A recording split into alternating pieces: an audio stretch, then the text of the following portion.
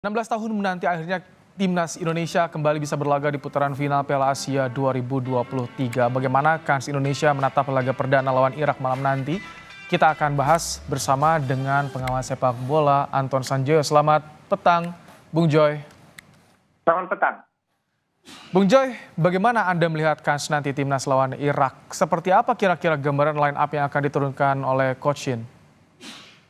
Saya kira kalau gambaran line up tidak jauh beda dengan 3 uji coba terakhir ya. Backbone-nya timnya Sintayong ini udah ada lah kelihatan, terutama kalau kita bicara lini belakang, lini tengah dan lini tengah yang bagian poros sama di lini depan. Sepertinya pilihannya udah jelas dari Sintayong.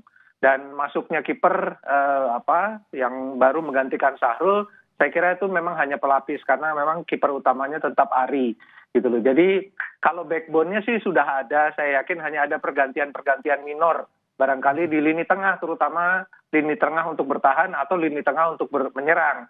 Pilihannya hanya itu gitu loh. Tapi overall sebetulnya kalau Anda tanya peluang Indonesia memang berat ya. Ini grup kan ada Jepang yang digadang-gadang calon juara paling tinggi juga peringkat FIFA-nya sekarang kalau nggak salah 18 atau 19 gitu. Lalu ada Irak juga yang di peringkat 60-an.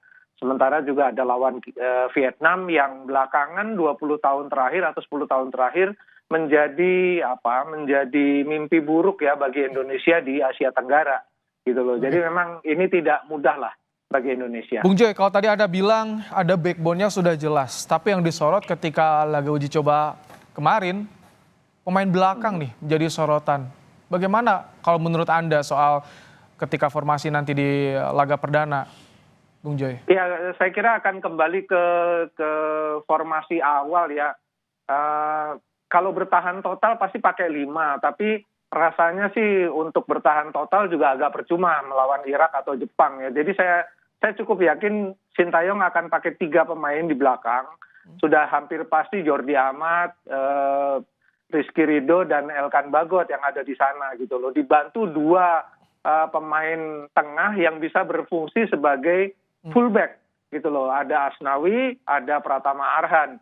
Jadi harusnya sih bergerak terus ya, pertahanan itu sangat dinamis dari 3 center back kemudian 5 back kalau keserang, kemudian kalau menyerang kembali kepada 3 center back gitu loh. Jadi kalau kemarin Anda bilang memang ada blunder-blunder ketika lawan Libya lah, lawan Iran kita nggak tahu ya karena tertutup, tapi memang blunder-blunder di lini belakang itu menurut saya lebih karena Sintayong uji coba formasi dan orang dan pemain di lini belakang. Jadi itu memang sangat-sangat tidak ideal, hanya kurang 2 minggu menjelang Piala Asia masih uji coba di lini belakang. Saya kira itu juga sangat riskan.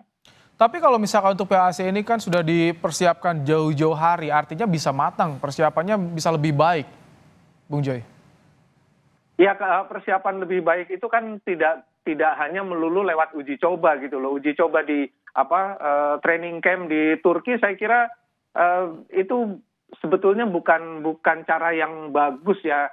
Anda bisa melakukan training camp di sebuah negara dimanapun berada, tapi justru backbone dari pemain itu adalah matang di kompetisi kan gitu loh.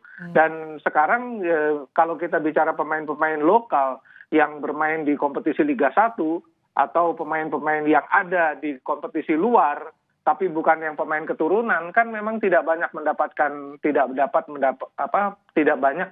kualitas bermain gitu loh. Kecuali mungkin pemain seperti Elkan Bagot ya yang bermain di divisi championship gitu loh. Dan yang lain saya rasa juga tidak punya kualitas bermain yang cukup untuk membawa Indonesia bersaing dengan Iran, bersaing dengan Irak, apalagi dengan Jepang gitu loh. Itu persoalan yang paling Bung Joy, krusial bagi peluang mencuri angka, mencuri poin dalam pertandingan nanti bagaimana?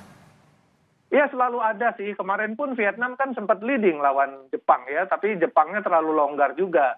Tapi saya yakin Irak sudah lihat pertandingan kemarin dan mereka pasti akan gaspol dari sejak awal gitu loh. Dan ini yang harus diantisipasi.